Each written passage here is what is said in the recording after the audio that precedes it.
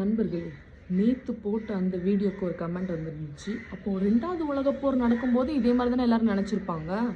கண்டிப்பாங்க உங்களோட டவுட்டை நான் வந்து ஆல்மோஸ்ட் வெல்கம் பண்ணுறேன்.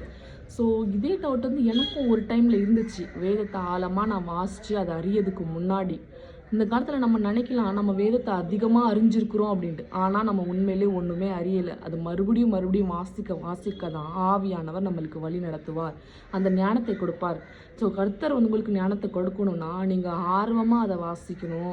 அது ஒரு புஸ்தகத்துக்கும் இன்னொரு புஸ்தகத்துக்கும் என்ன சம்மந்தம், என்ன தொடர்பு இருக்கிறத நீங்கள் கண்டுபிடிக்கணும். அப்போ தான் உங்களுக்கு புரியும். ஸோ நேற்று நான் வீடியோ போடும்போது சொன்னேன், நான் சொல்கிறது ஒரு வசனத்தை வச்சு தான் விவரித்து சொல்கிறேன். மற்ற காரியங்களை நீங்கள் அந்த அதிகாரத்தை முழுவதுமாக வாசிங்கன்னு சொன்னேன். எத்தனை பேர் வாசிச்சாங்கன்னு எனக்கு தெரியாது. ஸோ இதில் முக்கியமான ஒரு விஷயம் சொல்லணும்னு நினைக்கிறேன். அதில் இந்த மத்திய 24ஆம் அதிகாரத்தில் என்ன எழுதியிருக்குன்னு பார்த்தீங்கன்னா, என் பேரை கொண்டு, அதாவது நானே கிறிஸ்து அப்படின்னு சொல்லிட்டு நிறைய பேர் உங்களை வஞ்சிக்க பார்ப்பாங்க. ஆனால் நீங்கள் வஞ்சியாதபடி எச்சரிக்கையாக இருங்கள். இன்னொன்று, கள்ள தீர்க்கதரிசிகள் எழும்பி நான் உங்களை வஞ்சிக்க பார்ப்பாங்க. ஏன் சொல்கிறேன்னா, ஸோ லாஸ்ட்டாக வந்து நீங்கள் பார்த்தீங்கன்னா பேலையை கட்டி ஒருத்தங்க வந்து இதில் நம்ம மழை ரொம்ப பெய்ய போகுது, அழிய போகுது அப்படின்லாம் சொல்லி ஏமாற்றி நிறைய காசு பிடுங்கிட்டு பேலை கட்டினாங்க. ஆனால் ஒன்றும் ஆகலை. உங்களுக்கு எல்லாருக்குமே தெரியும், இந்த நியூஸில் ட்ரெண்ட் ஆயிடுச்சு ரொம்பவே. அதே மாதிரி இன்னொரு விஷயம் இப்போ ரீசெண்டாக நடந்தது. செங்கடலை 2ஆக பிளந்தது போல் நானும் இந்த கடலை 2ஆக பிளக்க போகிறேன்னு சொல்லிட்டு ஒரு கோல் எடுத்துக்கிட்டு ஒரு மனுஷன் அந்த கடலுக்குள்ளே போய் அடிக்கிற அலையில் ஓடி அலமோதி வெளியே ஓடி வந்தது தான் நீங்கள் பார்த்துருப்பீங்க. ஸோ இப்போ உள்ள சோஷியல் ட்ரெண்டிங்கில் இந்த விஷயத்தில் இந்த காரியங்களை நீங்கள் பார்க்குறீங்க அப்படின்னா கண்டிப்பாக நம்மளுக்கு கண்படாத தென்படாத எவ்வளோ காரியங்கள் அப்போ மறைமுகமாக நடந்து கொண்டு இருக்குது. கள்ள தீர்க்கதரிசிகளின் காரியம், நானே கிறிஸ்து என்கிற சொல்கிற காரியம். அதனால தான் கர்த்தர் அதில் வசனத்தில் சொல்கிறாரு, கிறிஸ்து அங்கே இருக்கிறார் இங்கே இருக்கிறார் அப்படின்னு சொன்னாக்கி நீங்கள் நம்பாதுங்க, போகாதுங்கன்னு சொல்கிறாருங்க. இந்த காரியத்தில் எச்சரிக்கையாக இருக்கணும். இன்னொரு விஷயம், ஜனத்துக்கு விரோதமாக ஜனமும் ராஜ்யத்துக்கு விரோதமாக ராஜ்யம், இது எல்லாமே இந்த காலத்தில் ஏன் சொல்கிறேன் அப்படின்னா, இன்னொரு காரியம் கைகூடி வர்ற ஒரு காரியத்தை நீங்கள் நல்லா உத்து பார்க்கணும். ராஜ்யத்தினுடைய இந்த சுவிசேஷம் பூலோகம் எங்கும் உள்ள சகல ஜாதிகளுக்கும் சாட்சியாக பிரசங்கிக்கப்படும், அப்போது முடிவு வரும். அப்போது இந்த பிரசங்கம் நம்ம இப்போ என்ன பண்ணிகிட்டு இருக்கோம்னா, ஏதோ ஒரு மூளை முடுக்கு வரைக்கும் நம்மளுடைய இந்த சத்தியம் போய் இப்போ சேர்ற வரைக்கும் நம்ம என்ன பண்ணுறோம், நம்ம அதை சாட்சியாக விளம்புறோம். அப்போ ஒருத்தருக்கும் அந்த காலத்தில் ஒரு வேளை நம்ம வந்து போய் சேர்க்க முடியாத காலங்கள் இருந்திருக்கலாம். இப்போ சோஷியல் மீடியா, ஃபோன், ஒரு கஷ்டப்பட்ட குடும்பம்னாலும் ஒரு ஃபோனாவது கண்டிப்பாக வச்சுருப்பாங்க. அதுவும் இந்த காலத்தில் எல்லாருமே ஆண்ட்ராய்டு ஃபோன் இல்லாமல் இருக்கவே மாட்டாங்க. அப்போ கண்டிப்பாக சுவிசேஷம் ஏதோ ஒரு வழியாக அவங்களுக்கு போய் சேருது. அப்போது ராஜ்யத்தினுடைய இந்த சுவிசேஷம் பூலோகம் எங்கும் உள்ள சகல ஜாதிகளுக்கும், இந்த ஜாதி அந்த ஜாதியில் உலகத்தில் இருக்க எல்லா ஜாதிகளுக்கும் சாட்சியாக பிரசங்கிக்கப்படும், அப்போது தான் முடிவு வரும். அப்போ இந்த சாட்சியாக பிரசங்கிக்கப்பட்டாச்சு. கிறிஸ்டியனை பற்றி தெரியாத ஒரு ஆள்களும் இருக்க மாட்டாங்க இந்த காலத்தில். அட்லீஸ்ட் கேள்விப்பட்டிருப்பாங்க. அவங்க ஒருவேளை அதை பற்றி என்ன ஏதுன்னு விசாரிக்காமல் தெரிந்து கொள்ளாமல் இருக்கலாம். ஆனால் எல்லாம் தெரிஞ்சும் அப்படியே ஒருவேளை அப்படி நிறைய மனுஷங்க இருக்க வாய்ப்பு இருக்குது. சரியா? ஸோ இந்த காலத்தில் இந்த ஒரு கிறிஸ்தவத்தை பற்றி அறியாத மனுஷன் இருக்கிறான் அப்படின்னு சொல்கிறது டவுட்டு. எல்லாம் அறிவிக்கப்பட்டாச்சு. இன்னொரு விஷயம் நான் உங்களுக்கு மெயினாக சொல்லணும்னு நினைக்கிறேன். என்னென்னு பார்த்தீங்கன்னா, அத்தி மரத்தினால் ஒரு உவமையை கற்றுக்கொள்ளுங்கள். அதில் இளங்கிளை தோன்றி துளிர் விடும் போது வசந்த காலம் சமீபமாயிற்று என்று அறிவீர்கள். அத்தி மரத்தினால் ஒரு உவமைனா அது கண்டிப்பாக இஸ்ரவேல் ஜனங்களுக்கு மட்டும்தான் அந்த உவமை. ஏன் சொல்கிறேன் அப்படின்னா, இஸ்ரவேல் ஜனங்கள் நீங்கள் 2வது உலகத்து போரில் எடுத்து பாருங்கள். ஸோ 2ஆம் உலக போர்லேயே இது வந்து இதே மாதிரி தானே எல்லோரும் யோசிச்சிருப்பாங்க அப்படின்னு சொன்னீங்கல்ல. 2ஆம் உலக போரில் இஸ்ரவேல் மக்கள் சிதறுண்டு பட்டு இருந்தாங்க.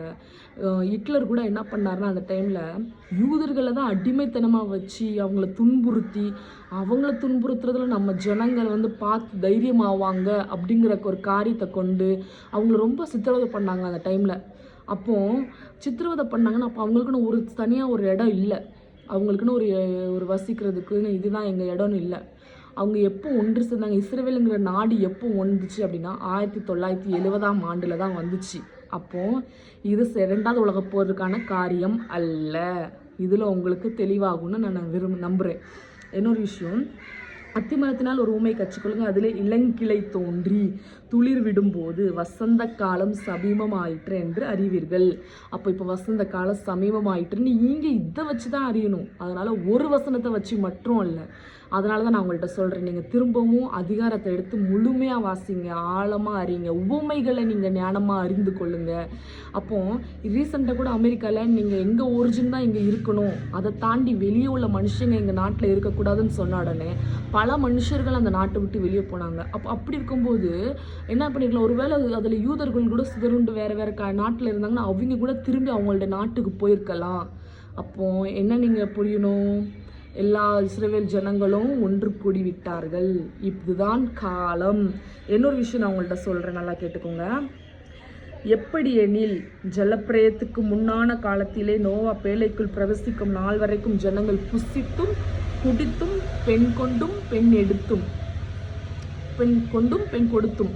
அப்போது இந்த மாதிரி தான் நோவா காலத்திலிருந்து எப்படி இருந்தாங்க, வருந்து ஜலப்பிரளயம் அவங்கள அனைவரையும் வாரிக்கொண்டு போகும் மட்டும் உணராது இருந்தார்கள். இன்றைக்கி நாம் எப்படி இருக்கோம், பிஸி லைஃபு, பிஸி ஒர்க்கு, என் லைஃப் நல்லா தான் போகுது, உலகத்தில் என்ன நடக்குது அது ஒரு வாரமாக நடக்குது, நம்மளுக்கு நடக்கலை அப்படின்னு நினச்சிட்டு தானே இருக்கும். இதே காரியத்தில் வேதம் சொல்லுது, இன்றைக்கி நம்ம அறியாமல் இருப்போம், வாரிக்கொண்டு போகும் மட்டும் அறியாமல் இருப்போம். இந்த கடைசி காலம் எப்படி இருக்குங்கிற ஒரு வசனமும் சொல்லுது.